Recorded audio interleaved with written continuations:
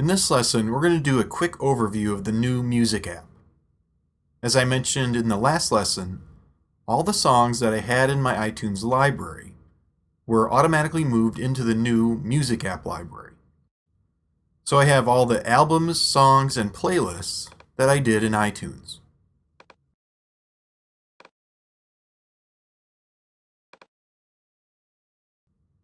Click on the Edit button here next to the Library section, and we can choose what different views are available.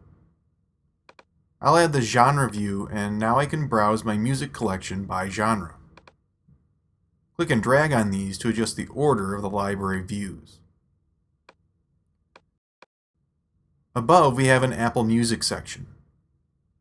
Apple Music refers to Apple's subscription music service. It's $10 a month, and you can listen to and download millions of songs.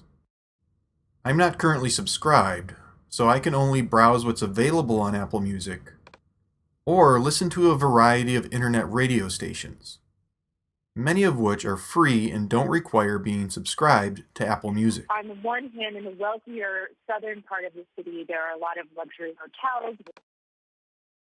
In the iTunes Store section, we can still purchase single songs or full albums that are then kept in our music library whether or not we're subscribed to Apple Music. So if you still prefer to own your music, this is the route you would want to go rather than subscribing to Apple Music. At the top of the sidebar, we can search in 3 different places: the Apple Music collection, the library of songs that I have on this Mac, or the iTunes Store.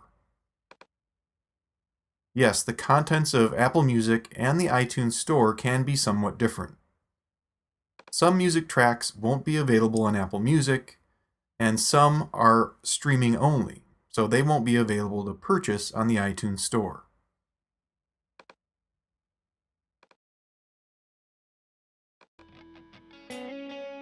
Across the top of the window, we have the current track over on the left.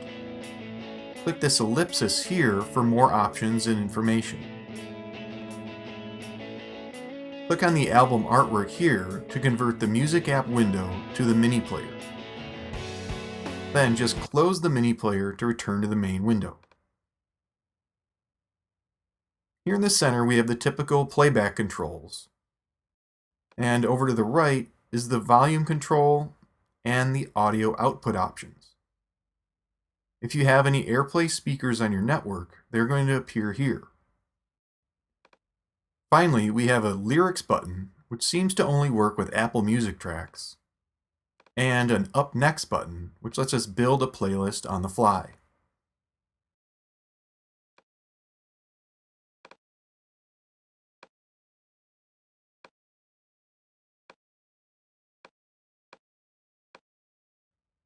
Notice that we can also view playback history here. So that's a quick overview of the Music app. I like it so far. It's clean and fairly simple. In the full Music app tutorial, we'll look more at using an Apple Music subscription, among other details.